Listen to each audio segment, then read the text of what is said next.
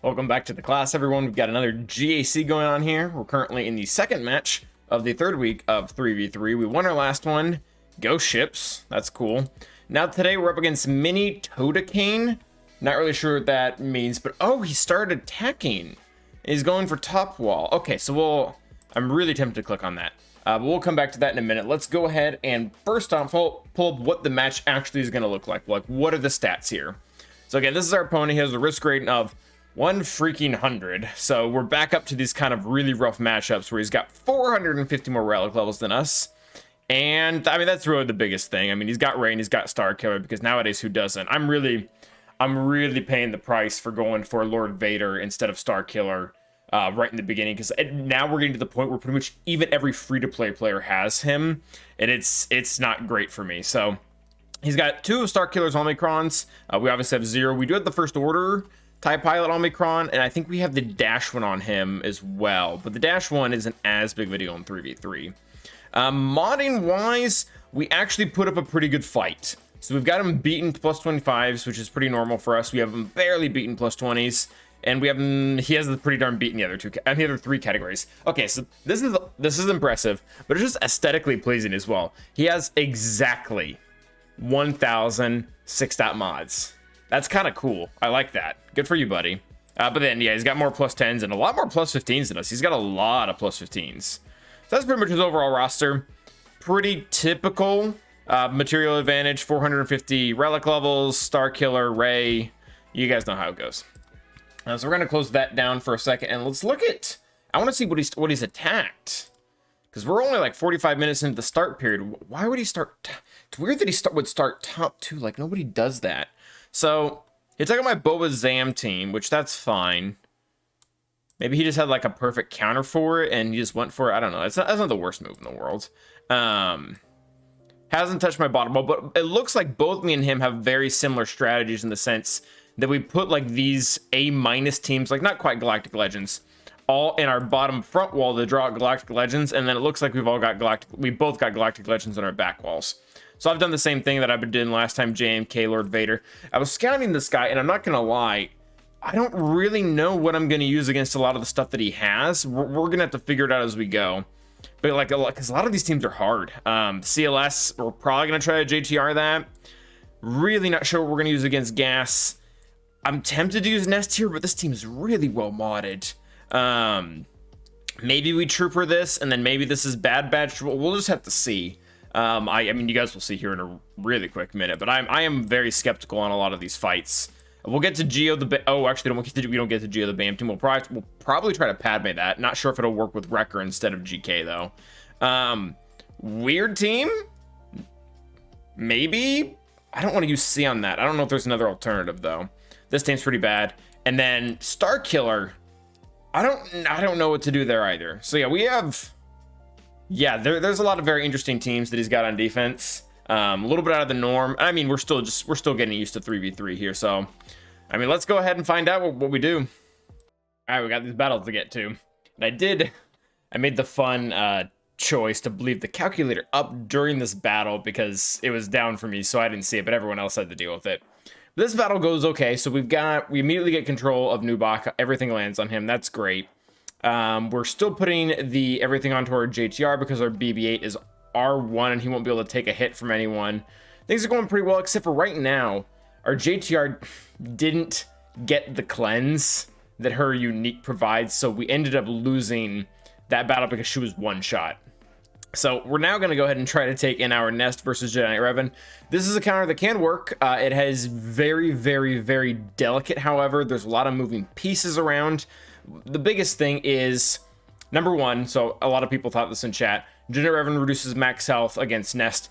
He only does it after a potency tenacity check. So our Nest has way more potency than has way more tenacity than they have potency. So you'll see throughout the entire battle, they never once reduce her max health. That's what all the resisted words on her mean. But that being said, there are a lot of moving pieces here because Jolee has about 85% crit avoidance with the amount of tenacity he has, including his unique, which means we're going to need a pretty decent amount of crit chance to actually be able to crit him with our big middle hit. And the other big moving piece to that is Jedi Knight Revan keeps increasing our cooldowns every single time you use direct focus. So not only do we have to time kind of things right with the big hit on Jolee, because we have to take about 5 hits to build up our crit chance enough to be past the crit avoidance, because Nest gets 15% stacking critical chance until the next turn every time she takes a hit. So we need about 5 hits from the enemy team to have the big hit for Jolee, but we can't have Jedi Knight Revan increasing direct focus, so we have to kill him, and we kind of have to rely on Grandmaster Yoda to get the 5 hits in on us, and at the same time we have to counter Jolee at least once so that he doesn't have foresight. So this is, like I said, there are a lot of moving pieces in this battle to get it to work to be able to one-shot Jolee. And we've built up a lot of crit damage with our basic, but our basic isn't enough to kill Jolee. So we're just trying to get the timing right here to where Jedi Knight Revan is dead, but Grandmaster Yoda is putting 5 hits on us and building our crit chance for the next turn, and a point where we've countered Jolee at least once to remove his foresight so that he doesn't dodge our big hit from the middle ability. So again, this is a kind of risky here. We can't use it here. You might have been able to use it there, but again, we didn't have 5 hits on us, so we weren't going to have high crit chance, so we couldn't have used the big move there. It wasn't the right time. So again, our cooldowns are increased here, so we couldn't use it there. Just coming down to it, we have the big hit to get it, and it lagged a little bit there so you couldn't see it, but Jolee dodged. We finally get the big hit lined up, and he just dodged us. So now we're just gonna let this time out, because one Jolee is really easy to clean up compared to Jedi Knight Revan with Savior and Grandmaster Yoda sticking around. So we just let this time out, and we'll go and clean it up later. But that sucked. We're not exactly in a match for efficiency here, and we'll get to that a little bit later. But I mean, it's not great to lose. So this battle actually went kind of funny. We didn't land the stuns on everyone. We did get one on Jedi Knight Anakin, which is really nice, because not only did we land the stun on him, but he's also already taken his turn because of the way that everything worked out. So the way the turn order worked out, I mean. So this was kind of nice. And now we get to double tap him here with Hunter, and we can drop the foresight, and then we can drop his exposed on the double tap. And then because we're going to get defense up, this should deal true damage, and it should also knock Cam down, because that hits through foresight. So this is, like I said, this is going really well. Cam is very likely going to one-shot someone, so I was like, this probably doesn't matter, but let's clear Cam's foresight so he loses a big chunk of his offense. Doesn't matter. He one-shots our character, and they just kill us, and we'll get back to them again. So yeah, we're not going to win this via efficiency here. Our big shot is ships, so we take in this, and I know that Maul was going to take his turn. I figured that would be fine. However, he landed offense down on Dark, which is not fine. We've done this counter, I think, 3 times now, and 2 of the times Maul has gone first, and it just hasn't really mattered because he doesn't have a second character, doesn't have Candace in there to trigger his whatchamacallit. So yeah, the offense down, I mean, it really neuters us. I mean, all Dark is offense, and he's even getting called to assist constantly here. He's just not getting anywhere. It really, really bleeds into what we're trying to work with here. So, of course, Armor gets a turn that procs the Frenzy, and even with Super Piet, I mean, Maul's still Maul. It's a really good team. So, again, not an efficiency match. So we go ahead and take in Sea versus Gas, and we just really have to do this, regardless of our other fails or not. This was really just not an option, unfortunately. I don't know of a solution to this. If anyone has a non-GL solution to this gas, I mean, like Han and Chewie, I think actually might work to some extent. DR actually might work as well. So maybe I need to stop leaving them on defense. That's probably what this comes down to. But yeah, I didn't have anything else. We were looking at the reports, and I think the best counter that I had that wasn't seed left for this was Wampa, who has like a success rate of 24% or something like that against the Rex comps. So, obviously, C's going to work. I think C has some issues against, like, counters that have Echo and Arc in there because they have too much raw damage, but as you can see, this is not an issue at all. We're not going to ult. I don't even think I would want to ult if I had it full, just because we get better protection recovery this way. So, that worked just fine. We go ahead and clean up these CLS with Empire here. I mean, I don't think cleanup is the right word. We didn't kill anyone, but anyways, go after them, and this is kind of a funky battle the way we have to play it, and I'm not even sure.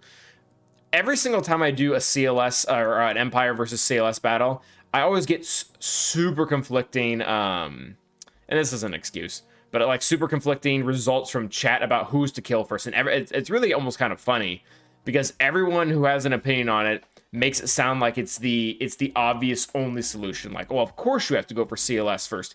He's gonna be way squishier. And once you get him out, the other two can't do anything, and then you'll hear the same thing from everyone else. Well, of course you have to go after Nubaka first.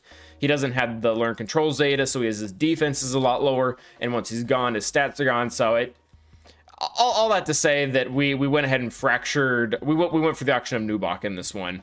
This CLS has done a lot of dumb stuff here, which is really great for us. I mean, he like tries to reduce turn meter on Vader, who you can't reduce it on, and he also just spreads out his hits to a bunch of different characters. I think honestly, I kind of like this more because Nubaka, he has more utility in the team, like with him being able to cleanse, number one, cleanse himself, and on top of that, getting the blind out is also not fun for us. So we really commit to Nubaka here.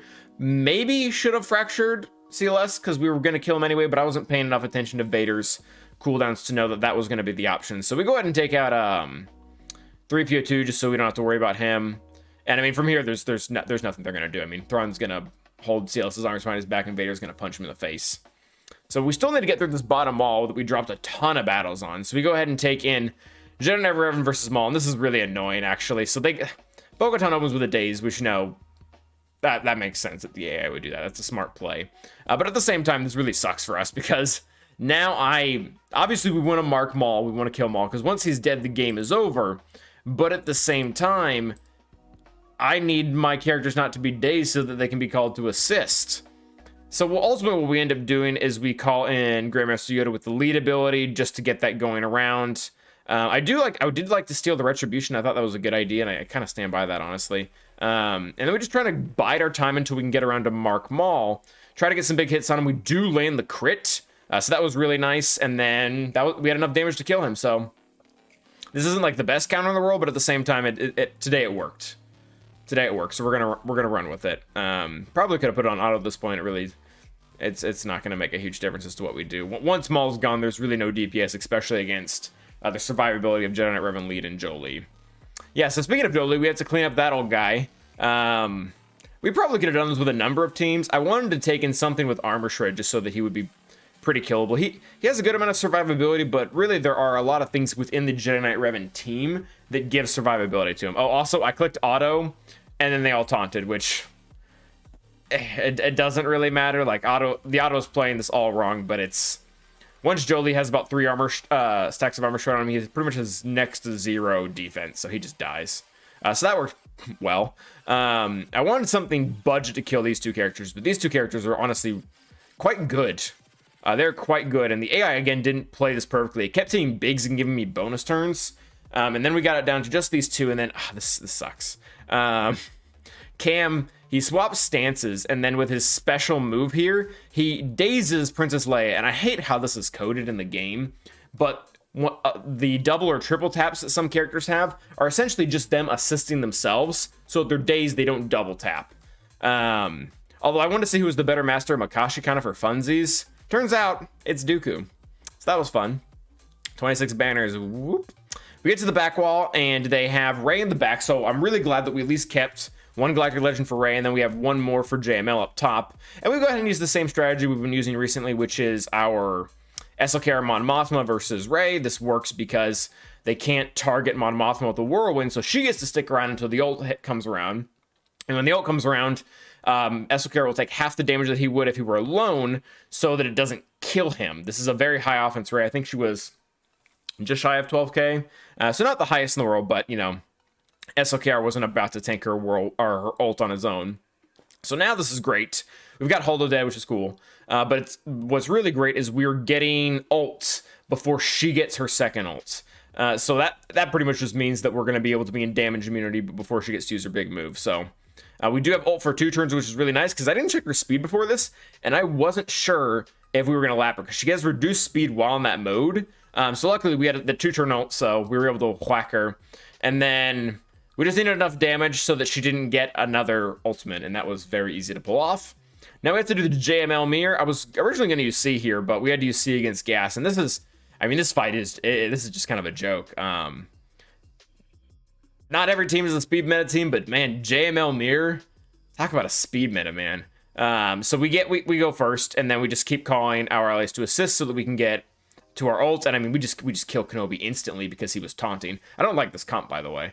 The enemy comp. So we were able to increase their Jedi Master Luke's cooldown, so pretty much just delayed everything further. And then we use one lead ability on Ezra. And I mean, he's R4, and he's an attacker, but he just dies, so that was fun to watch. And at this point, we're pretty much just able to loop the ability blocks and the increasing of Jedi Master Luke's cooldown, so that's pretty cool. And then I try to get like cheeky here with trying to get full banners back by calling Hoda, and then like getting ult so we can get his cooldowns back. I mean, it's a fruitless endeavor, as you guys can probably see here, but I mean, it didn't cost the battle, so whatever. 56. This team was hard to figure out. So this is the Star Killer team with Barris lead and Count Dooku. So this isn't the best team in the world, obviously, but at the same time, it still has all Star Killer's bonuses. It's still gonna pack a punch. So we went with this like super Jedi team, just really, really hoping that we can just kill SLKR, or not SLKR, but Star Killer before it does anything. And it's exactly what happens. The combo of Jedi Knight Luke and Cam damage, along with Bastila buff, they hit hard. That being said, this is two teams for me. Like, Jedi Knight Luke will like take 2 Scrub Jedi and make a good team.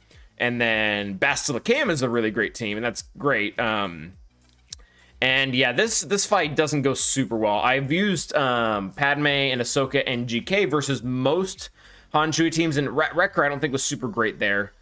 And ultimately, they just, things weren't timed well. Chewbacca got to dispel all my courage at the right turn. We didn't have protection up for a lot of their stuns. They all landed. Just wasn't really great for us. Here, I wanted to try this out, because this is like the last good team I had. And Han Chewie are on a really good team, regardless of who the leader is. And Bam's pretty good. So I'm sitting here for like a minute and like, okay, what is the right ability here? Because there's like 4 options. We could just call the Mass Assist and hope Lobster kills him. We could swap over to First Order TIE Pilot, cleanse him, and then like use a basic and call Lobster to assist that way. We could just swap to Lobster. Lobster could cleanse everyone. So there were a lot of options here. I ultimately think what I chose to do was the best option. We end up swapping over to First Order TIE Pilot. Just that way, that makes the stun irrelevant. And that way we can hold Lobster's cleanse for the next hit, because we're all about to lose advantage. And this team doesn't have a lot of ways to get advantage back. Different from a First Order team that has like Crew in it, for example, who's constantly giving it out. So yeah, so we go here. We don't use the special ability, the basic, it does more damage. Because number 1, it double taps, and number 2, Hux lead. So yeah, that works pretty well. Chewbacca goes down pretty easily. The counters are kind of nice. Also, I like having Hux's dominance here as well, because that cuts out all of Han's counters if he chooses to, or if we go ahead and hit him. So we go after Bam here. I don't think either of those options were right or wrong. I think going after Han would have worked just fine as well. Foresight coming in clutch. That was really nice. And now it's just Han, and I mean, he can die. Realistically, even if this team flopped, once we were dead, or once we had Chewbacca dead, it was still going to be a pretty easy cleanup, I think. We go ahead and take in Wampa versus Dash. This is a non-Omicron Dash, which is really, this kind of reinforces my philosophy that Dash is a great character, it's a great team, but the Omicron doesn't seem to add too much, because like it just doesn't change the counter. Like, this is the same team I would have used had he had the Omicron, and spoiler alert, it's going to work, and it would have worked versus the Omicron variant as well. We've done it every time. A little bit of strategy here. Dash, for whatever reason, likes to wait to use his daze, so you only want to use the cleanse after he's used it. If he has not dazed you, you do not use the cleanse. That's a very hard rule for this battle, and you really have to follow it. So no Omicron on Dash, but Vandor can still get a couple revives out there. He just won't get them nearly as consistently. Now we have Dash dead, so he's perma-dead now, because Vandor didn't have prepared. Now Vandor's dead, and that's all she wrote. Worked out pretty darn well. Going into the next battle, and this is where things start to get sketchy if it wasn't sketchy before. So I don't like this team, but I'm pretty much out of like really good teams, and I mean this team's modded really well. The relic levels are even higher than they would be if it was GL Ray. Right here, I thought I was pretty much screwed. But luckily, we've got Watt there with the revive, so we're gonna try to wait it out a little bit. We're gonna see where this goes. Yeah, so we were able to get him back, and I'm like, all right, let's just dispel everything. And this probably kind of a misplay there, because when we hit Poe, I'm pretty sure it's when we hit Poe, we dispel buffs via crits. So we lose our stealth on what's-his-face. Actually, it might just be anyone we hit them when they're inspired and they lose buffs. So we keep losing stealth with Spy, which pretty much means we don't get his big attack out, which it really isn't great. Yeah, because it's not going to do anything. We keep losing it. I go ahead and put the health thing on GBA just because I figured what's-his-face is probably going to die. He dies anyways. That's pretty much the end of this match, where Spy's not going to get a big hit in there until the end. I think we might just throw them... Yeah, we throw one of these on him, but it doesn't matter. They just kill us. So we throw in Phasma just to kind of see where it can go. I mean, the issue, this team is just... If you don't have a proper solution, you can't burn this team down. There's a lot of recovery and there's a lot of control. So if you can't get in there pretty much to control them more than they control you, you are just going to lose. And yeah, the speed on Resistance Hero Finn was too fast for a lot of my other teams to go in and take him out. So we would just go up to the top wall, see what we can take out. There's this Boba team. The ability block from Boba really worried me in the very beginning, but Bosk adds a decent amount of tenacity to the team, so I figured we might be able to just weather the storm here. We're able to get in there. We're able to get contract rather quickly, but they have a lot of damage. They have a lot of damage with Boba and Zam's Omicron in there, so we go in, we're able to at least kill Boba, which is really, really nice, because now, even if we have to come to clean up this team, they're not going to have a lead. You know, Zam's Omicron is nice, but also she has now less bounty hunters than she did before. If we were at Relics for Grief and Boss, this probably would have worked just fine, but we weren't, so. That bounty hunter team didn't work, so we take an Embo lead. Love Embo lead, man. It's not super relevant, but man, it's fun to use. Dengar rips us a new one here, just because of the nature of who he is. But we're able to take him out. Big hat throw. Whoosh. Whack for 19k. So this team I thought I have thought out pretty well, but we'll get there. So Vader is going to go first. We knew that. We knew Tom was going to go first, but I was like, what's the point? Like, they're going to go first and do things that don't really matter. We're going to be able to land all the debuffs on them. This is probably just going to be fine. We go for the stun with Palp, and Vader resists it. So that... I know that stun isn't a guarantee. It only has like a 70% chance to land anyways, but I mean, that's pretty much matched, because once Vader gets merciless, it's game over. Had we landed the 2-turn stun, we'd probably just been able to control them in the next week and it would have been fine. But now, I mean, again, we're just running out of good, relevant teams to take this stuff out. Like, this team isn't even that great. But yeah, I make a critical error here as well. I got to remember this with Talon. The leader has a savior mechanic. Don't go after them first if you can kill Talon. So we keep having to burn our stun on set, which I don't love, but at the same time, I guess it's okay, and it also removes his taunt, so that's nice. Yeah, just keep trying to filter turns back to Fox. He does have a form of stacking offense in a weird, funky way, so he will eventually get there. And yeah, so Talon as well, she can do some pretty good damage here and there. So again, we're just trying to get turns back to Fox, trying to build up his damage, seeing how much he can do. Talon destroys our food, which, to be fair, he's a pretty squishy character as well, and he wasn't exactly doing too hot at that moment. Again, burning our stuns on set. Hate that. But Fox eventually builds up enough offense that he's able to take Vader out before Dots just kill us, so that was pretty cool. And now that he's dead, they stop coming back, so, you know, love that. And from here, they can't really do much. We're just eventually going to work him down. Fox's damage isn't hitting any less hard now. It's arguably hitting harder. Able to take him out and almost get the one shot on Talon, but not quite. We go ahead and go down south. We head for the Padme team now. And I wasn't really sure if this is going to work, but I had a pretty good feeling about it. Like, we're obviously severely undergeared here. Gear 12 versus, you know, high relics. It looks like an R8, R7 team. And like, if we just cut Padme off, I'm pretty sure they don't get any courage, and we just probably kill them. So I guess Mace is R5. That's pretty much what we did. And I kind of noticed by this point, like, they're not getting anywhere. So all we have to do is just pretty much make sure that Mace doesn't survive long enough to, you know, decrease our max health and defense like 1,600 times, and we'll probably just be fine. Should have increased cooldowns on Padme there. I thought it was kind of pointless, but then she put her in undispellable or indispellable, not sure what that word is, stun on us, so that kind of sucked. Kept the isolate on Padme. Did not want to let her get courage out to everyone, so this is working fine. We're able to annihilate what's his face, and by this point, I mean, there isn't anything you can do about it now. I don't know if there was before, but there definitely isn't now. So we're able to actually work down Ahsoka enough, and then at this point, it's this. I mean, we could just put this on auto. Realistically, there's there's nothing that Padme is going to be able to do solo against, you know, Sith Triumvirate when we have, especially an Annihilate. So, not really worried about banners, and it's really hard to get back with Scion being the tank and the only one that can really get protection back. So we just, yep, there she goes. She just dies. So 53 banners, and now Grievous isn't the hardest team to pick apart in the world, especially in threes. I think it would be a little bit easier, but unfortunately, they land Daze on Daka, which that's not too bad, but then they kill everyone else. So now Daka is the character with debuffs, and how Grievous's kit works, or his AI works, is he targets the character with debuffs. So there goes our whatchamacallit, but I'm like, that plague is sticking to Magna pretty alright. So we get Magna now, that's awesome. And then we take in this rinky-dink team of Sidious, Talon, and Marauder. I mean, this really isn't that bad of a team. Like, Talon has some good synergy.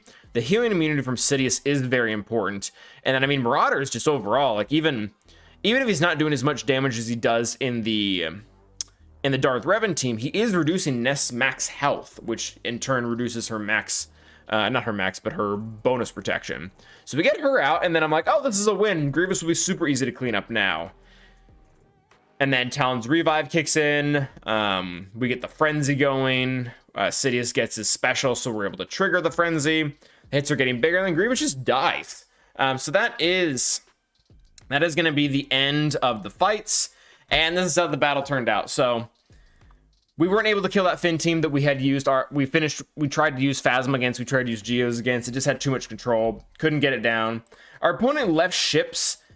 I mean, this is still very early in the attack phase, actually. So he cleared the ground. He left ships for last. I think he wanted to see how we did before he committed to what he was doing. Yeah, there's still 19 hours left. But I'm recording this now before the end of it because we're not winning this. Without beating Finn here, which we're not going to be able to do, unfortunately, we're not going to be able to full clear. So it doesn't even matter if we can full clear ships because he did significantly better than us in banners. I think I showed it a little bit at the beginning of the stream, but he one-shot our ground. He one-shot the whole thing. So our only chance at beating him was to full clear everything, ships, ground, etc., and for him to just fail on ships. And without being able to full clear ground, the match was lost. So good match overall. Props to my opponent, did a super great job. Ultimately, we were really just missing one more lethal team, and I think really what screwed us the most in this match, and I'm not saying we would have won because it's really impossible to know until we clear ships, is how many teams we had to burn on his front wall. Like this put us at a huge handicap for the back wall and the top wall, just because we were down so many different teams. Had, like, for example, had JTR worked, we would have come into the back with Empire. Empire would have totally beaten that Finn team. Had Troopers worked against Maul instead of Jedi Knight Revan, we would have totally beaten that Finn team with the Empire or something. So, again, we still might have lost because of ships, or rather, because he would have been able to clear ships and he just won in efficiency, but it just is what it is. Not a lot we can do with the roster that we have, but overall, I'll take it. It's a loss, but, you know, life goes on. So, remember to like and subscribe, everyone, and as always, stay awesome.